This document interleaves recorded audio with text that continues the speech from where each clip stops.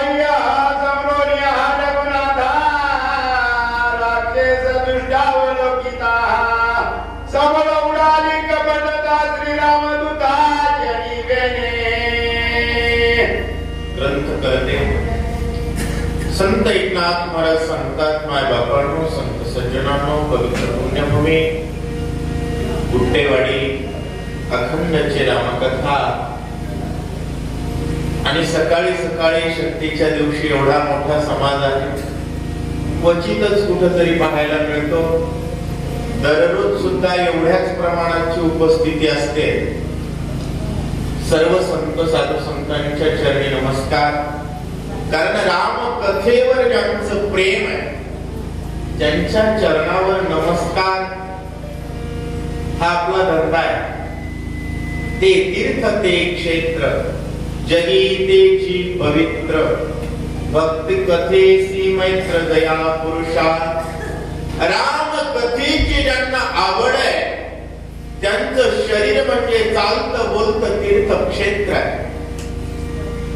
आणि त्या तीर्थक्षेत्राला वंदन करणं हे हिताबद्दल जागृत असलेल्या जीवाचं लक्षण आहे. माय बापांनो, सर्वांना वंदन. अतिशय उत्साहात तुम्ही कार्यक्रम करतात. व्यासपीठावर खूप खूप आशीर्वाद प्रतिपाद्य विषय अशा प्रकारचा आहे. रामचंद्र प्रभूंच्या भक्तानं नजर टाकल्याबरोबर काय झालं? समूळ उडाली कपटता. एकंदरीत जी कपट होतं ते उडून गेलं. कारण कपटाचं तळपट होण्याची वेळ आलेली आहे. बजरंग बली सज्ज झालेले आहे. काय होत आहे लक्ष द्या. देखणा ओरिया दे पाहता पाहता त्याची घाई दृश्य दृष्टाची देत नाही दृष्ट तोची हरपे. दृष्टा तोची हरपे. पाहणे पाहता पाहत असताना पाहणार जर भगवंत स्वरूपानं पाहत असेल, जीवनात लक्षात घ्या गोष्ट, पाहणारा परिच्छिन्न असेल तर दृश्य दृश्यमानास येत असतं. दर्शनाची क्रिया संभव होते. थोडस खोल आहे, 2-3 ओव्या थोडा अवघड आहे, कठीण आहे. लक्ष द्या. पाहणारा व्यक्ती जर राम भक्त या नजरेत पाहत असेल तर जे जे देखिले भूत ते ते मानिले भगवंत. आणि त्याला भगवंत जगात दिसतो. त्याला कपट दिसेल का? जैसी ज्याची अंतर्वृत्ती ते जगा तैसेची देखते. हनुमंताला कपट का लक्षात आलं नाही याचं कारण सांगताय. हनुमानजी राम भक्तीच्या दृष्टीने पाहत होते आणि समोरचा त्यांना भक्त वाटला, भक्त भासला. कारण हे जातिवंताचं लक्षण नाथ महाराज सांगताय. द्रष्टार पदिया पाहे दर्शन नुरेची काही भावनेचा ठाव नाही वेगळे काही दिसेना. वेगळे काही दिसेना. दृष्टा हरपलिया पाहे दर्शन नुरेची काही. द्रष्टावर हरपला. होय, मी द्रष्टा आहे, मी पाहणार आहे, या भावनेवर जर तो जिवंतच नसेल, जागाच नसेल तर त्याला दर्शन होईल का? दर्शन कोणाला होतं? जो द्रष्टा आहे. पाहणारा असेल तर दिसत. पाहणारा जर व्यापक स्वरूपाला गेला तर व्यक्ती दिसेल का? म्हणून पाहणारा जर पाहणारा झाला तर पाहण्याची भावना जिवंत असते. आणि इथं द्रष्टा व्यापक झालेला आहे. राम व्यापक आहे, हरी व्यापक आहे. आणि त्या व्यापक भावनेवर हनुमानजी गेल्यामुळं त्यांना राक्षस दिसला नाही. हे श्रोत्यांना स्पष्टीकरण महाराज देत आहेत. का दिसला नाही, का ओळखला नाही? कारण प्रत्येक पाहण्याची सवय मी व्यक्ती या भावनेवरच नाही, म्हणून पाहण्याची भावना शून्य झालेली होती, म्हणून हनुमंताला राक्षस समजला नव्हता असं सांगतायत. द्रष्टा होय परिचिन्न तरी भाषे दृष्टाचे भान झाले त्रिभुगिया बोलवना कपट चिन्हा तेथ कैचे. कपट चिन्ह तेथे कैचे. कपट कोठाय? ज्या ठिकाणी एकदेशीयपणा आहे, अहंभाव आहे, तिथं कपट आहे. ओवी सांगते दृष्टा परिचिन्न जर झाला तर दृश्य दिसतं. परिचिन्न होणं म्हणजे काय? एकदेशीय. मी वैजनाथ एवढा 3.5 हाताचा म्हणल्यानंतर मला माझं घर दिसतं, पत्नी दिसते, लेकरं दिसतात, बाळं दिसतात, बरोबर आहे? कारण द्रष्टा परिचिन्न झालेला आहे. द्रष्टा जर व्यापक स्वरूपाला गेला, मी जर रामभक्त या नजरेनं पाहू लागलो, प्रत्येक व्यक्ती रामभक्त दिसतो, कुटुंबाची व्याप्ती वाढली, परिचिन्नता संपली आणि राम पदाशी एकरूप झाल्यानंतर द्रष्टा, दृश्य आणि दर्शन ही त्रिपुटी संपली. आणि त्रिपुटीच्या पलीकडे गेल्यानंतर कपट चिन्ह तेथे घ्यायचे. कारण कपट कुठं आहे? जिथं माझा आणि तुझा आहे. तुझं काहीतरी मला बरबडायचंय म्हणून मी काहीतरी कारस्थान करत असतो. जिथं माझं तुझं गेलंय तिथं कपट चिन्ह उडत नाही, म्हणून हनुमंताला राक्षसाचं कपट समजलं नाही असं सांगताय.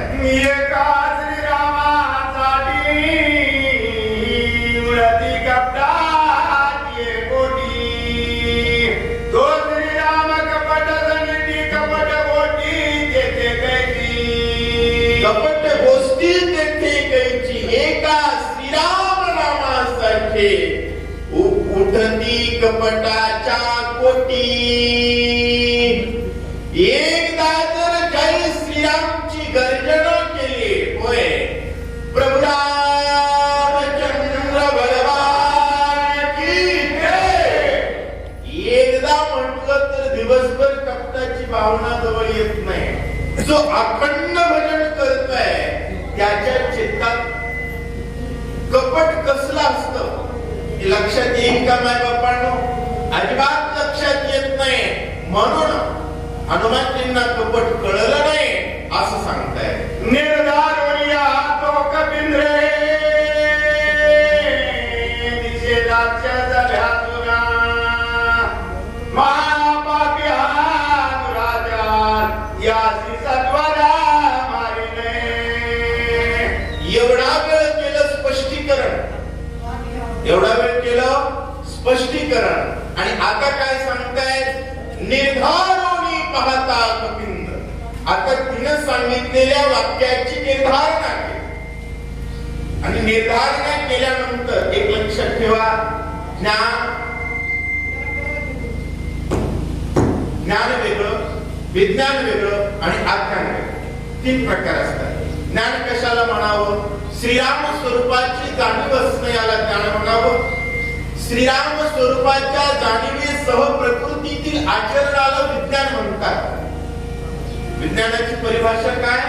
श्रीराम स्वरूपाचं ज्ञान असूनही प्रकृतीत जगण्याची जी वृत्ती आहे, ज्ञानासह तिला विज्ञान म्हणावं. प्रबोधानंतर प्रकृतीच्या क्रियेत प्रवृत्त होण्याला विज्ञान म्हणतात. बद्ध जीवाला ज्ञानाचा बोध झाल्यानंतर प्रबोधाची क्रिया असते त्याला विज्ञान म्हणावं. काही लक्षात येत नाही. क्रिया अवघड आहे, विषय अवघड आहे. विज्ञान भावनेत जागे झाले, कारण राम कार्य करायचं होतं दुष्टाचं निधन करून. तो दुष्ट आहे ही भावनेचा निर्धार केला आणि निर्धारानं पाहिल्यानंतर त्याचा जे कपटाचा शृंगार होता का तो गळून पडला आणि राक्षसाला मारण्यासाठी बजरंग बली सज्ज झाले असं सांगताय. तेजे जाणोरिया पुरुषाकडे करवाला माझा घात. आजी बर्या रामदूत याचा निपात करीना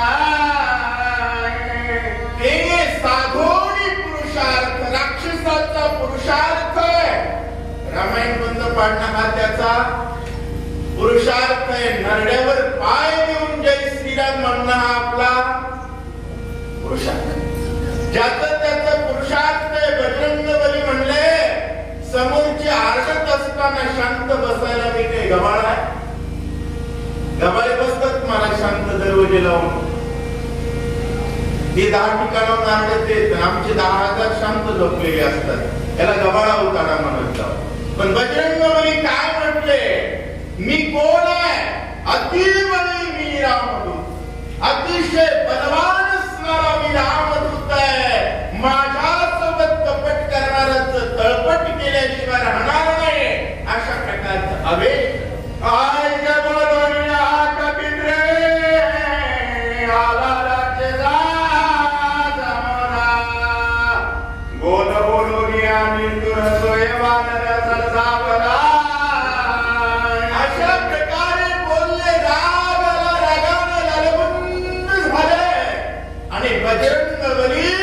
राक्षसाचा नाश करण्यासाठी सरसावले. अरे पापी आणि जाचरा धनी पळसी दुराचारा तुझ्या करीनानी सवाला कपटाचारी सानी परदे.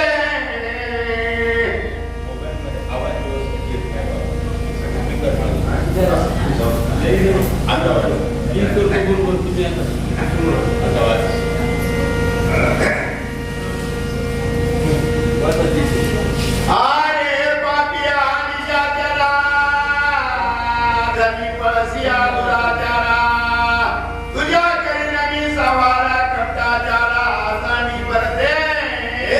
अति पापी असणाऱ्या राक्षसा तुझा जो कपटाचा आचार आहे तो माझा सारखी बलवान रामदूत आहे. तुझा निपात केल्याशिवाय राहणार नाही. बजरंग बली खवळले.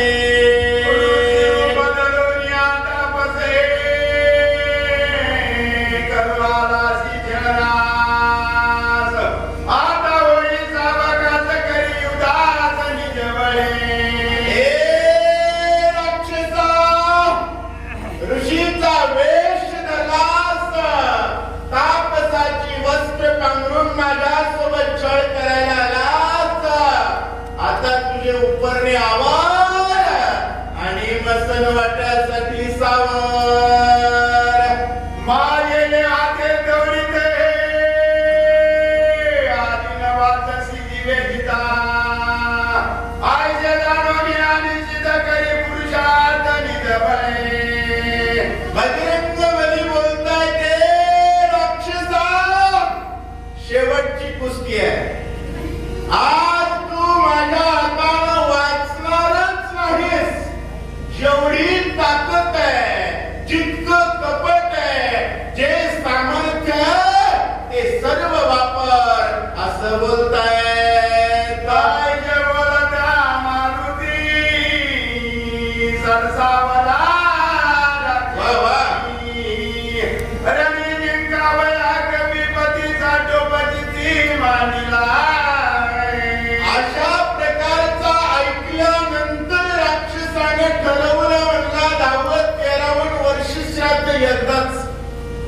आता काही विषय नाही.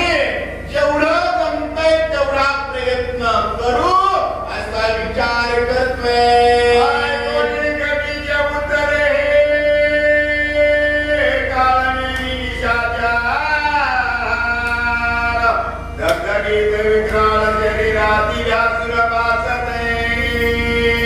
अशा प्रकारचा विचार केल्यानंतर त्यानं म्हणला महाराजाची कपडे घातले पण आता फाडीतय म्हणला. वडीतय बिन फाडीतय बिन त्याच्यापेक्षा काढलेले बरे. त्याने त्या ठिकाणी कपडे काढले. महाराज अतिशय व्याकुळ असणारं रूप काळनिमीचं धरलेलं आणि काय करतोय.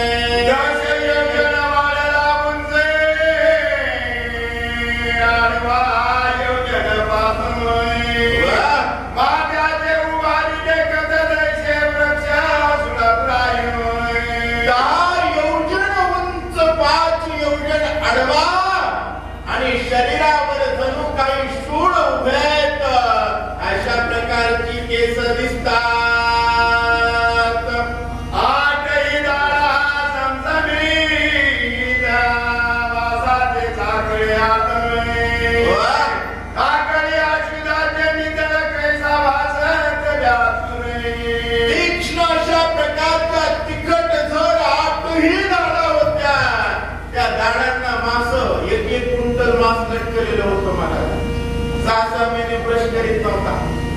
जातचा राक्षसाची अतिशय व्यासूर होता. सर्व जिभेवरती रक्त लोळत होता. अशा प्रकारचा क्रूर राक्षस दिसतोय. पुंडलिकावरले हरी विठ्ठला, श्रीकांतदेव तुकाराम, श्रीकांत सम्राट जय राम, महाराज हनुमान की जय. जय श्रीराम, जय श्रीराम, जय श्रीराम. जय श्रीराम. वाचक म्हणून मोतीराम गुरु.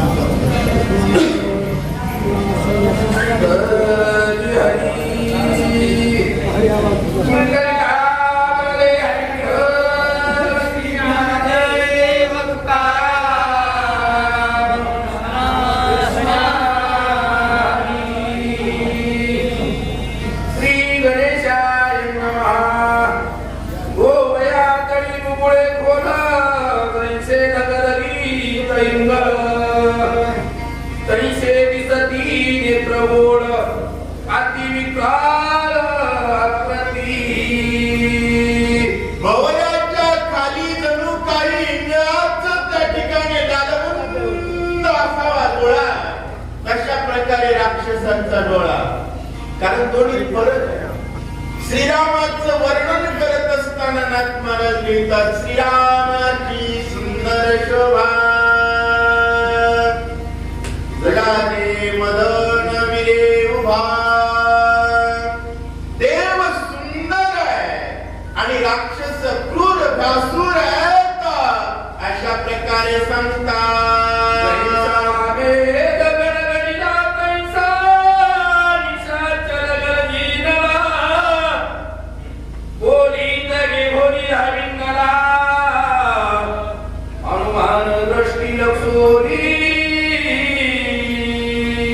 आकाशामध्ये जणू काही विजांचा कडकडाट व्हावा. अशा प्रकारची गर्जना राक्षसानं केली आणि ज्या यज्ञात बसला होता ना आहुती टाकेल, त्याच्यातलंच लाकूड हातात घेतलं आणि हनुमंताच्या अंगावर धावतोय. कोणी निशाचरी वेगी वाढला कपी केशरी. दहा योजने गगनांतरी उसळोनी दुरी चालला. जैसे को वैसा मला. कुठेही विनम्रता जमत नाही. त्यानं 10 कोस उंच झाला बजरंग बली 20 कोस. भयंकर अशा प्रकारचं रूप धरलं आणि हनुमानजी काय करतात.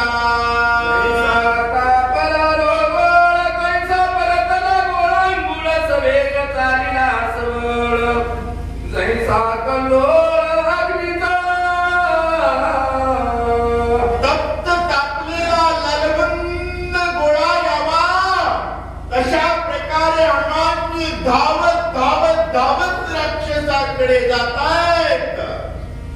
लक्षोनी आणि शतरा उडी घातली सत्वर. झाले शतचूर्ण शरीर कमी भारवरी पडता. राक्षस बघितला आणि मोठ्याने गर्जना केली, प्रभू रामचंद्र भगवान की जय. दणकन उडी टाकल्या बरोबर cut cut cut cut cut शेकडो तुकडे त्याचे झाले. तरी राक्षसा बरी कंदे दिली यावळी. युगसमिणी मी रांगोळी करीना. भावार्थ रामायण आहे बरं का. तुम्ही म्हणाल मागच्या ओवीत तुकडे झाले ना आता रांगोळी करील कसं काय म्हणतो. कारण हनुमंतानं उडी मारल्यानंतर काय झालं सांगायचं नाथ महाराजांना आवडलं नाही. नाथ महाराजांनी आधीच सांगून टाकलं त्याची काय झाले. पण त्यानं उडी टाकून अंगावर पडण्याच्या अगोदर कोणती क्रिया झालेली आहे.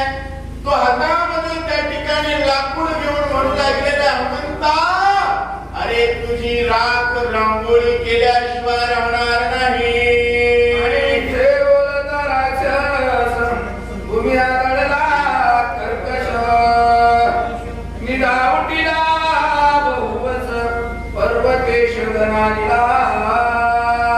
हनुमंताची उड्डाण त्याच्या अंगावर पडण्या अगोदरचा फक्त त्याचा शब्द आहे.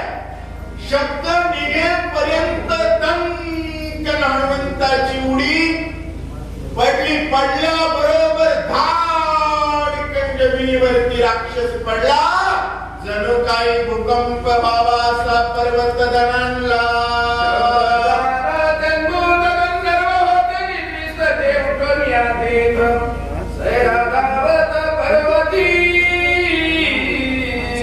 अद्भुत अशा प्रकारचा शब्द झाला. गंधर्व घाबरले आणि सैरावैरा पडू लागले.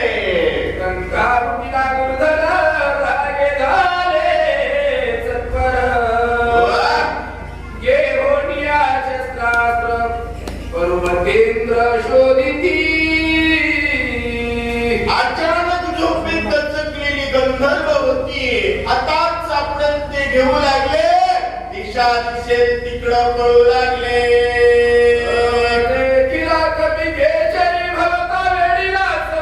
पर्वताची शस्त्रास्त्री निशी माझी चोरी केली करसी. आणि फिरत असताना सैरावैरा तेवढ्यामध्ये त्यांना हनुमानजी दिसले. दिसल्यानंतर म्हणतायत रात्री चोरी का करतात. कोण कैसा कोण आहे मध्यरात्री का आलासी. पर्वती सैरा विचारसी आज्ञा कोणासी कुशीली. बारक पिल्लू दिसू लागलं महाराज. तू कोण आहेस. कोणाचा आहेस. कशासाठी आलायस. कोणाला विचारून फिरतोयस. आम्हाला सांग. निशिमाच्या अंधारी विचारसी शिखरी. पर्वताकार शरीरी कोण धरेवरी पडला असे. कोणस रात्री पर्वताच्या शिखरावरती फिरतोय. हनुमान बारका दिसत होता बरं का. पण पर्वतासारखा मोठा कोण राक्षस जमिनीवरती पडलायस. आम्हाला सांग. एक मनती पुसता काय धरावानात पाय मध्ये रात्री विचारत आहे. तस्काल होय सर्वता. एक महाराज आमच्या बापूराव महाराजांसारखं होतं. ते म्हणला रात्री फिरायले कोण कशाला विचारता. चोर आहे. रात्री फिरणारा चोर आहे. दलालाला बांधा अशा प्रकारे बोलतात. सागरीती करो रमिनले सभोवते सकल. ते देखो निवळांगुळ मधुर बोला बोलत. रामायणातून एवढं शिकावं बरं का. बजरंग बली बलाढ्य रूप धरून तेवढा ढिसाळ राक्षस मारला. पण हे सगळेच हातात शस्त्र घेऊन काय म्हणू लागले. याला मारा मारा मारा मारा म्हणत असताना गोड बोलतोय. आणि तो गोड बोलत असताना मारला. कारण तो राक्षस आहे. गोड बोलला तरी मारायचा आणि कडू बोलला तरी मारायचाच. विषय दुसरा नाही. सिद्धांत बजरंग बलीचा आहे. जंबोद्वीपाचे दक्षिण कोणी किष्किंधा असे राजधानी सूर्यराज चुडामणी तै स्थानी नामदत्ता. बजरंग बली सांगू लागले जंबूद्वीपाच्या दक्षिण कोणामध्ये किष्किंधा नावाची राजधानी आहे. सुग्रीव नावाचा राजा तिथला आहे. यासी सख्य श्रीरामेसी स्वाभिमानी श्रीरामासी कदमनात पिले भक्तीसी वानरासी अति प्रेम. आणि त्याचं आणि सुग्रीवाची मैत्री आहे. श्रीरामाची आणि सुग्रीवाची मैत्री आहे. आमचा राजाच हरिभक्ती परायण आहे. मग आम्ही सुद्धा राजासोबत भक्तीला लागलो आणि राम कार्याला आलो. राम रावणाचे रण युद्ध झाले अति दारुण. रावणे ब्रह्मशक्ती सोडून बंधू लक्ष्मण पाडिला. राम रावणाचं घोरांवर युद्ध झालं. रावणानं रणांगण केलं आणि बंधू लक्ष्मणाला पाडलाय. वाचवावया सौमित्रासी नेऊ आलोकशेरीसी. विघ्न न करावे आम्हासी नमन तुम्हासी मी करीतो. लक्ष्मण पडलेला त्याला वाचवण्यासाठी औषधी नेण्यासाठी आलोय. मला विघ्न करू नका. तुम्हाला विनंती करतो. उदया येता नमस्ती प्राणप्राणी उर्मिलापती. वा, मनोनी औषधी मध्यरात्री नेहून चिती मी आलो. महाराज रात्री फिरणं बरं नाही हो, पण वेळ कसा आहे. सूर्य उगवला तर आमचे लक्ष्मण महाराज वाचणार नाहीत. त्यामुळं रात्रोरात्री आलोय. गुरुवे सहित वानर सकळ श्रीरामाचे किंकरा. माझे नाम हनुमान वीरमार्ग सत्वर मन द्यावा. आम्ही सर्व सुग्रीवासहित रामचंद्र प्रभूंचे किंकर आहोत. होय, सांगताना सांगितलं प्रभूंचे किंकर. पण हनुमान वीर. कारण जगात वीर कोण? जे रामाचे किंकर आहेत ते झुंजार. झुंजार ते एक विष्णुदास जगी. बजरंग बली सांगतात किंकर पण बलवान आहे. स्वामी कार्य सारिका पूर्ण सर्वथा करू विघ्न. पुढील आसी करिता छळण वीर पुरंदर शोभेर. स्वामीचं कार्य करत असताना विघ्न करू नये. आणि विघ्न केल्यानंतर रामचंद्र प्रभूंना राग येतो. बरं का, कसं आहे, राग येतो. आणि जीवनात कोणाला सुखी करण्यासाठी जगावं. अबोला तो एक देव करुणी गावा समजून सांगू लागले. पण कसं असतंय, कपाळात पाप असला की साधूचा शब्द खरा वाटत. आणि हनुमंताला मारा, धरा, तोडा, बांधा म्हणले. पण हनुमंत गोडच बोलू लागले. गंधर्वांना तेव्हा मारतील जेव्हा गंधर्व प्रभूंच्या विरोधात शब्द बोलतील. तोपर्यंत संतांना राग करायचा नाही, जोपर्यंत समाज संताला बोलतो. पण त्यावेळी सहन करायचं नाही ज्यावेळी लोक देवाचा विरोध करतील. हा सिद्धांत हनुमानजी पटवताय.